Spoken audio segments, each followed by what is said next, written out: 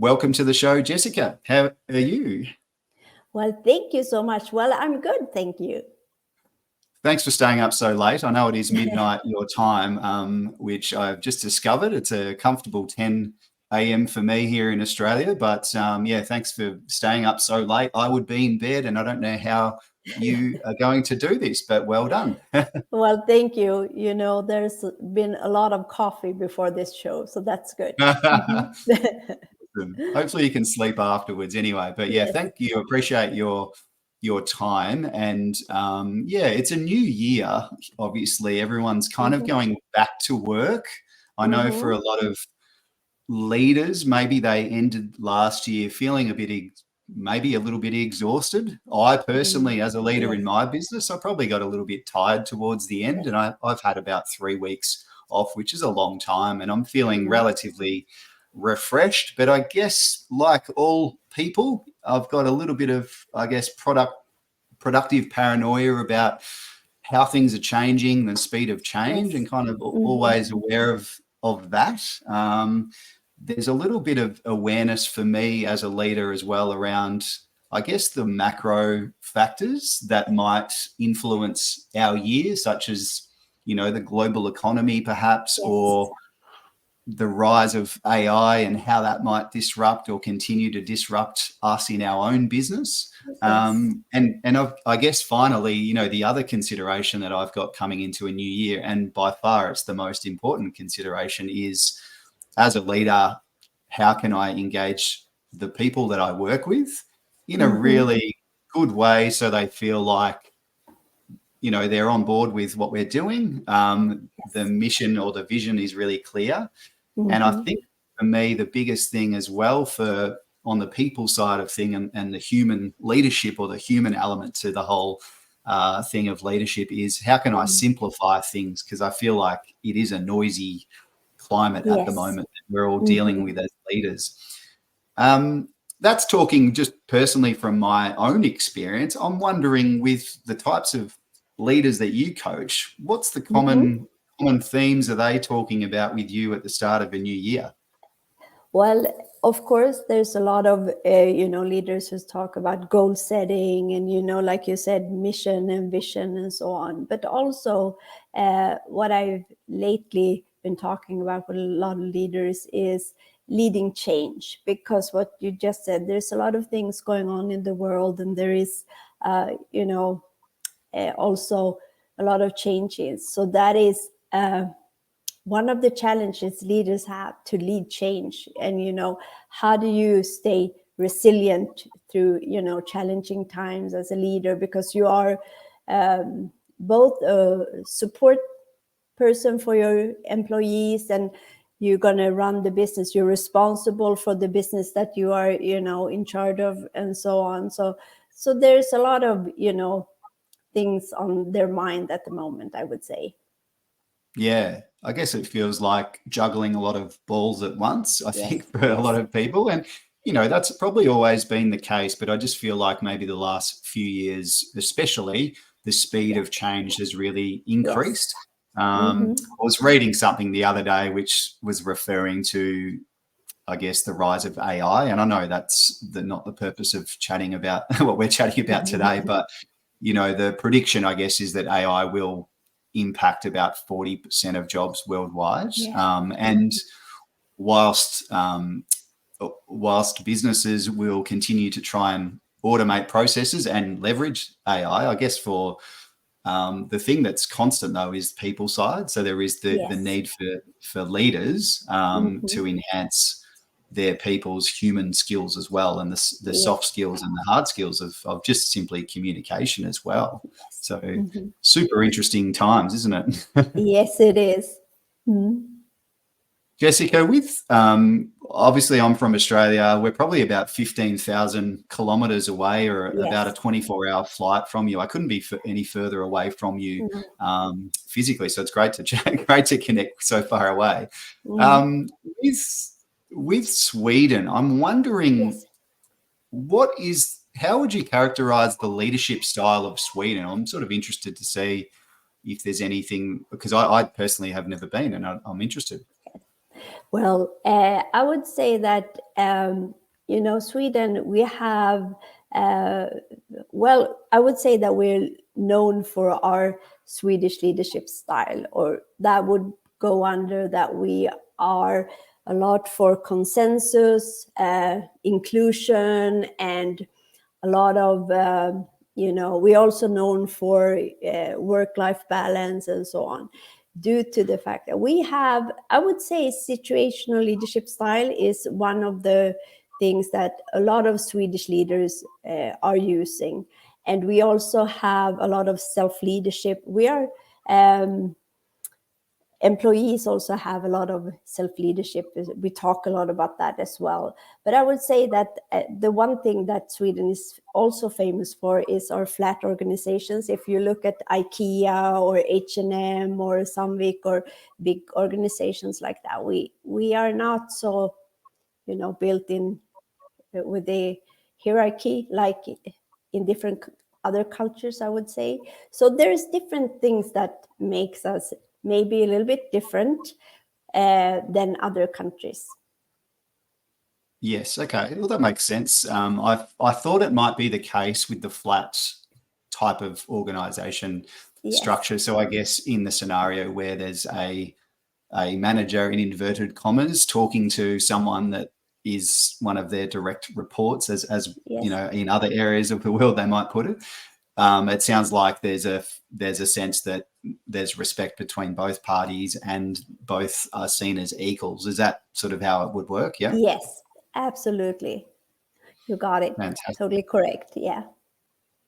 Do you think that provides, when it comes to adapting to change, do you feel like that model or that leadership style has its advantages in terms of adapting to change?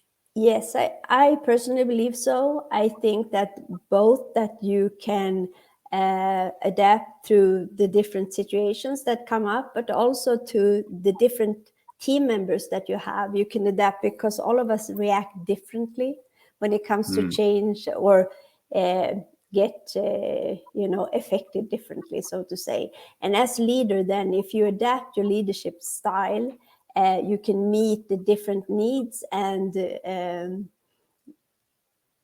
what the your employees want. So I think that's a really good advantage. And it doesn't mean that you don't take decisions, or you don't lead, or you take lead in certain things. But I think that it's easier when you do that. You get a bigger engagement from your team members. Yeah, it sounds really positive. And I guess just to share my experience in business and leadership as well, is going back maybe 5 to 6 years ago, I was running a business and it was quite big in size, lots of employees. And I felt like we did need a bit of more of a structure where there was direct managers and we had about 6 or 7 different teams. And I was sitting overarching those teams. And in terms of effectiveness for me, I actually found it really difficult, and also the speed of the adaptability of the team was slow. But I think it was really because of the way that it was structured.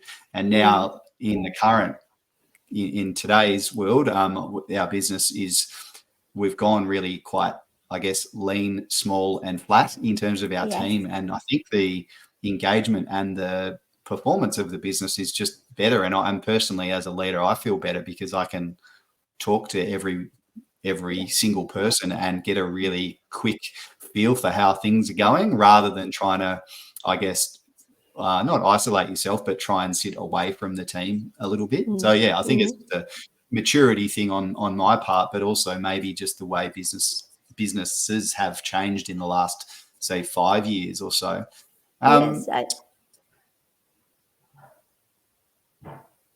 Go on. Sorry. Yes. Yeah, I was going to agree with you. I think so. I think that we have seen a lot of changes within leadership and businesses, and especially in, now I'm in Sweden and, we work a lot with this, but I can also see in different cultures that they talk a lot more about this, and also authentic leadership and, different kind of leadership styles. And so that's really positive, I would say.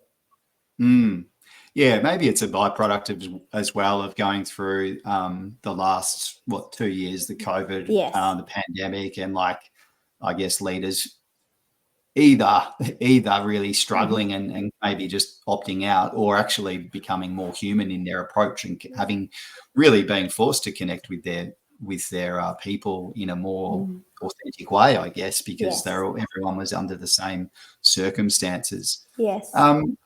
Jessica, what about, so we're talking about situational leadership. Yeah, and going into this chat, I hadn't really heard of it in its full sense. I've maybe heard the word before, but never really thought much about it. Can you share a little bit with our listeners as to what it is?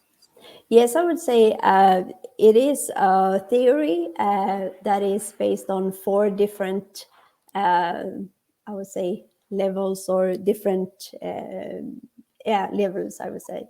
And that is directing, coaching, supporting, and delegating, which means that you act differently when it comes to your team members or your employees, depending on where they are in their development curve, so to say. That's how I would kind of explain it in an easy way. So, for example, if you have a new employee that you need to onboard, if you need, as a leader, to be more direct, maybe more educational, and to help this employee to kind of, get into their new role and so on.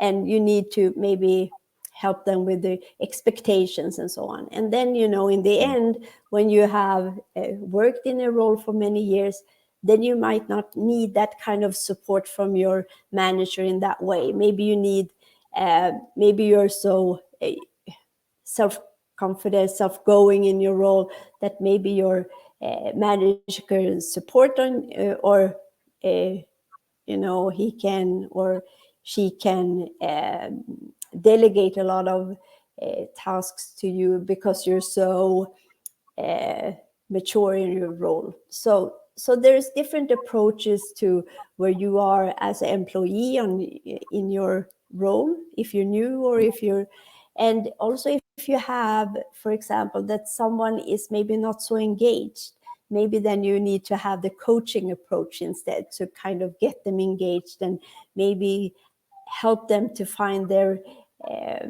own solutions instead of going in as a leader to give them the answer. So there is different, times for different situations, I would say. Yeah, okay. Yeah, it makes sense. And I think for a lot of leaders, they might be really strong in maybe a couple of those areas, but perhaps might struggle with some of the other ones as well. So, for example, I'm just using myself as an example. I'm probably better at the supporting coaching areas, but and especially earlier in my career, as a leader, I wasn't very good at directing or delegating because I felt like I wanted to keep everyone happy, which I think is a common problem. Honestly, probably still struggle with that now. Do you find that that's pretty consistent with, is that common? Yes, I would say so. And especially when you're new in your role as a leader, like you said, you just, said how it is. I meet a lot of leaders that, they want to make everybody happy. They also want to be likable, and they don't want to disappoint anyone. And they think also, sometimes people have a lot of high pressure on themselves. So they also put that, I'm supposed to know everything. I'm supposed to have all the answers. And that is not how it's supposed to be as a leader. We are supposed to do it as a team. And that's why you have team members. They're there to help you. But yes, of course, there is, I see that a lot, like you said. But also, that is why we have, coaches that can help leaders to develop and become better at directing and, delegating as well, because Mm. leadership is also a skill that you need to practice and learn. It's not something that you're born with, so. Yeah, that's really interesting. And I think would a good exercise for leaders at the start of the new year, would it be to almost profile their team and kind of go, okay, this person needs a bit more directing because they're new. Yes. This person down here is more experienced and mature in their role. Let's start delegating with them. Is that how you would, like as a leader going into a new year, is that something that you would recommend? Yes, I think that could be a really good exercise, because I think that, as a leader, you can challenge yourself as well. And I think that also by doing that, you would see your team members grow and develop, and probably also you would get that engagement in the end. So I think that would be a really good exercise. Okay, good one. I'll note that down for myself. I probably should do that myself. When it comes to adapting to change, and we talked about at the start how fast things are moving in the world, or at least how it feels as a leader, but also just Yes. people. Everyone's Yeah. feeling the speed of change. Do you have any like specific examples where situational leadership has been effective for some of your leaders in terms of like helping them adapt to unexpected changes? Yes, I think that probably I have to think a little bit, but I think I had one leader that there was this situation where they need to kind of cut down on staff, and that is not a fun thing to do, but due to recession and things like that, and then you have to kind of make a plan, and you need to talk to people, and it's quite hard decisions.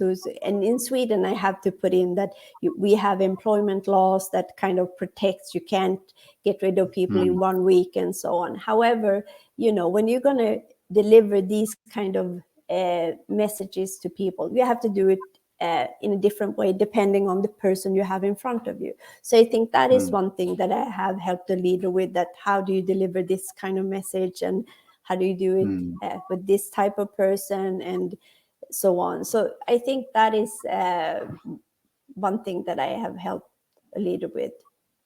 Yeah, it's a really good example actually, and kind of links in with what I was saying at the start, which is that for leaders having a bit of awareness of the economy or the macro factors that might affect business. And one of the biggest challenges for leaders in the last couple of years has been the need to downsize and lean up their business, and then having those difficult conversations. There's also a really, I guess it was a comical example of a leader telling their staff to come back to the office, which was in the US, and it's been in the newspaper here in Australia, and they put together a video which was basically like, come back, like we need to return to the office because things are better when we're together, that kind of thing. I don't know if you know what I'm referring to. And it was just a bit like the way that was communicated, and I guess the thinking around that, to kind of go, this is a really good idea to communicate on mass volume to our people. Of course, that wasn't going to work. No, it's not. And I think that also due to the pandemic, we have learned a new way to work. Yeah. We know that this way, we can just look at you and me at the moment. You're in Australia and I'm in Sweden. We have this, great conversation, and it works. So of course, people got used to that. And I think that if you want to get people back to the office, you have to do it differently. Then you have to make them understand why. What is the purpose? Why are we doing this? And they need to feel, because when you look at change, it's not organizations who make the change, it's us, the people. So you have to make them, feel the why and the purpose. And I think that we have learned that we can work like this. So they need to come up with some different communication if they want people back at the office, I would say. Yeah. Yeah, and the one I'm referring to, and I'll have it in the show notes because it's just a really interesting link. It was the business called WebMD, which is the parent company, and the CEO. Not to name and shame anyone, but just the approach was really weird. And I was just like, as I listened to it, I'm like, why would you communicate this en masse to your people? It almost felt a bit threatening as to you got to come back because it just works. We've come a long way, as you say, and leaders have adapted, and as have people.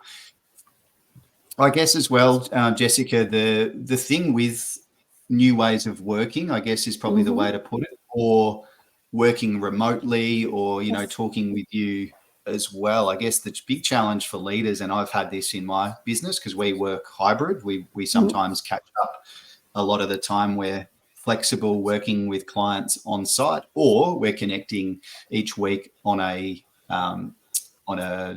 Google Meet call. The big challenge, though, is connection with people in the workplace. So, and not just connecting as in with a phone call or a video call, but like real connection. So, genuine connection. I'm wondering, with your experience with the clients that you have, like how does situational leadership help build trust in the teams? I think that the most important skill that you need to have as a leader is to be the ability to listen. So kind of listen to the to team members and listen to the needs, but also to have like one-to-one. Let's say you have a remote or hybrid follow up, listening, have those small check-ins, not every day maybe, but every week, to see, because I think that when you meet in person, you have the what do you say, body language, you have eye contact, you have different things. But when you see in like over remote like this, it takes longer to kind of get that feeling, so to say. But then to have those small check-ins, to have those short meetings, I think that you can learn that connection by that, by doing that as a leader. Yeah, absolutely. I think as well, the touch points or the in-person contact throughout the year, I feel like, in my experience anyway, in our business, what we did last year was we did about 4 in-person like social catch-ups. So all the work being done during the week, most of it was online or remote, and occasionally together. But then what we made sure was that 4 times in the year we caught up and we brought the team together, and we're doing the same this year. And basically starting with that, and kind of always constantly communicating with our team, going, do you feel like this is enough socially in your life to keep things feeling good? And the response was yes, but I feel like we need one more in there where we're doing a working meeting more so than just a social catch up. So the beauty of, I guess, leaning up your business and being a bit flat can be that the leader can just go, hey, what do you think? Like, how are you finding this? How are you working? Do you need more? What do you need more of? And it's just so much easier to work that way. Yes, you can get a lot of great ideas and great support, and you're not alone in all the tough decisions or when you need to come up with ideas. That's why the team members are there to kind of, get their input, and that will be maybe the best, even a better result than if we would come up with it ourselves as leaders.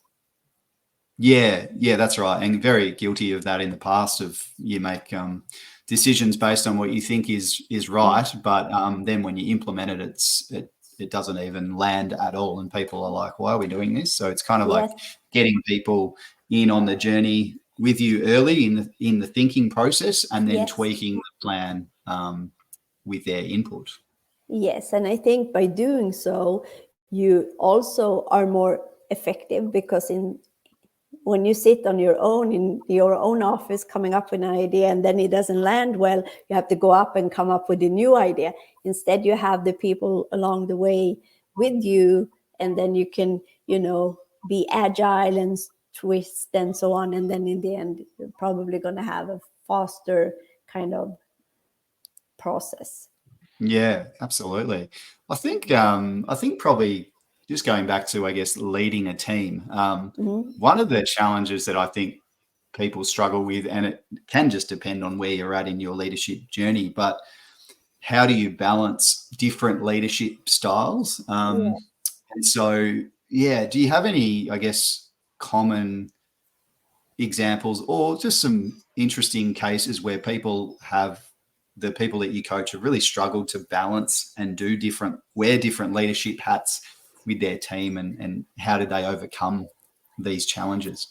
Yes, I think that, of course, you have behaviors and you have your natural leadership style, so to say. And sometimes you need to practice, different leadership styles to become better, of course. So that is also, challenge a lot of people that I have coached and are coaching. For example, if you have a person who is very direct and talks a lot and likes to take decisions, it can be a challenge to be more supportive and coachable. So I think that maybe is where I have met that they are Yes. struggling a little bit, because I say in general, and I do like this now because, of course, we're all unique and we're all different, but some people or some leaders tend to be very fast, want to have, speed, efficiency, and so on.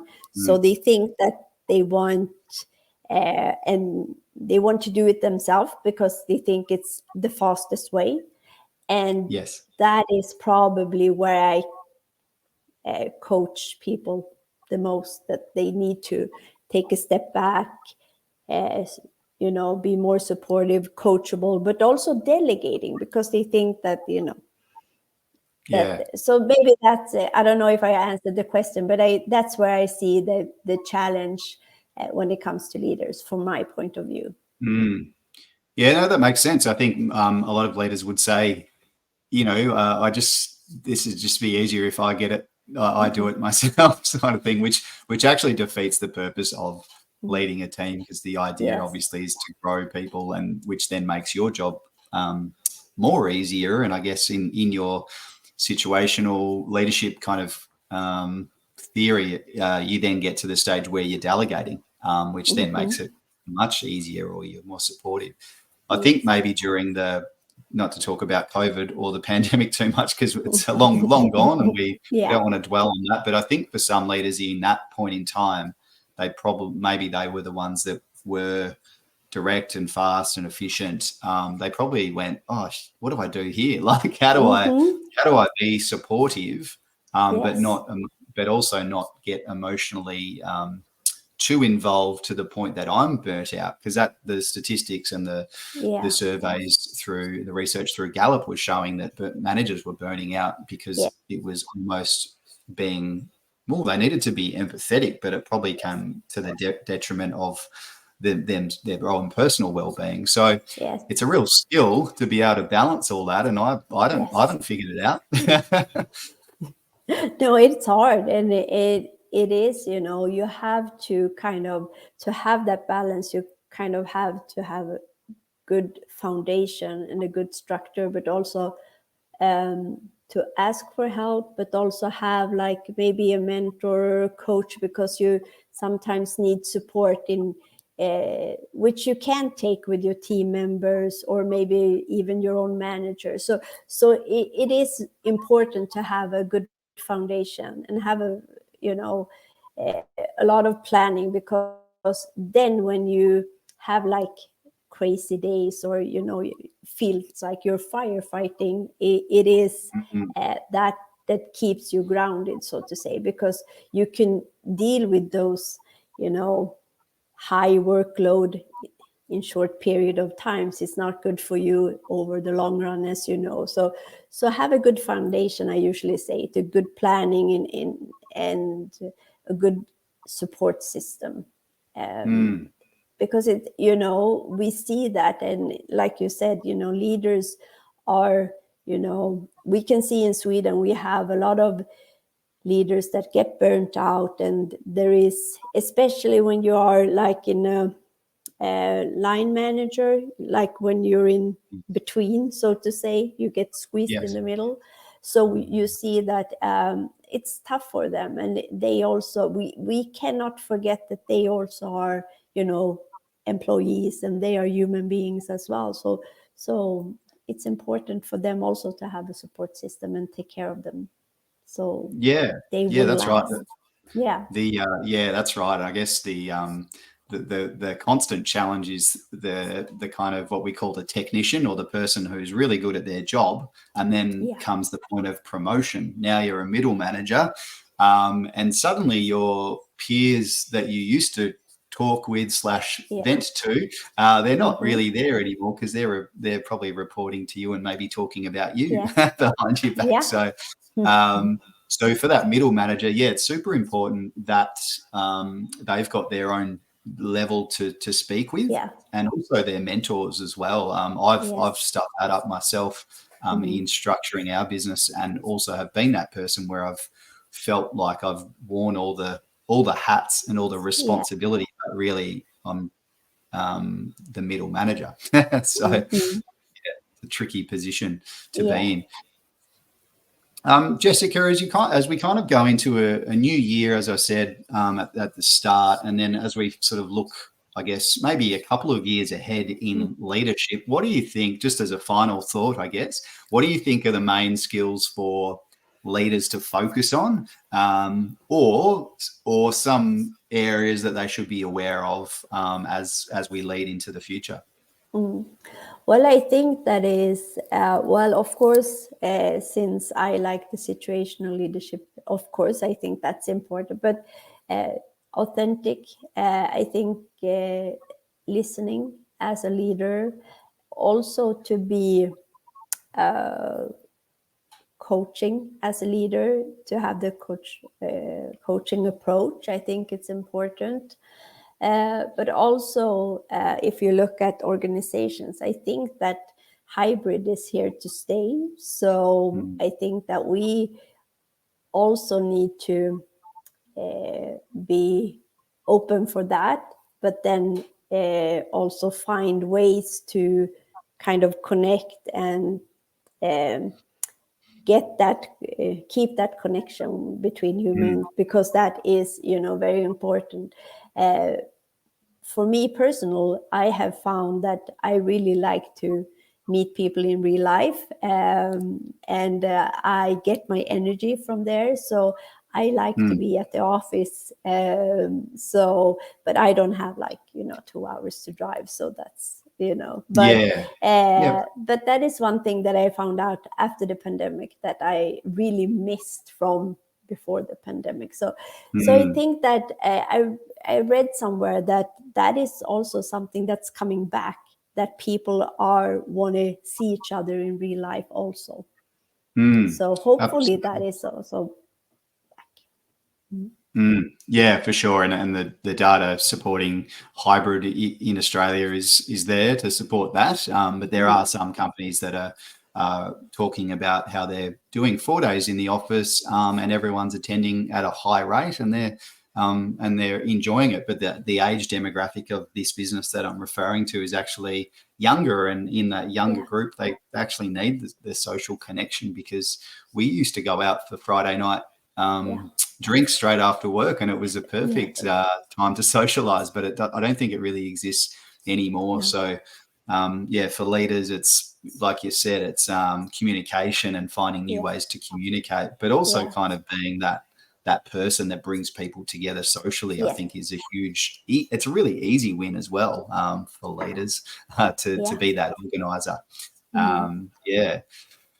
Perfect. Well, Jessica, thanks so much for your time today. I really enjoyed the convo, and so impressed with your ability to stay up so late and talk in a second language too. Well, thank you so much for having me. It was a really nice conversation, and it doesn't feel like it's past midnight. So that's how much I enjoyed it.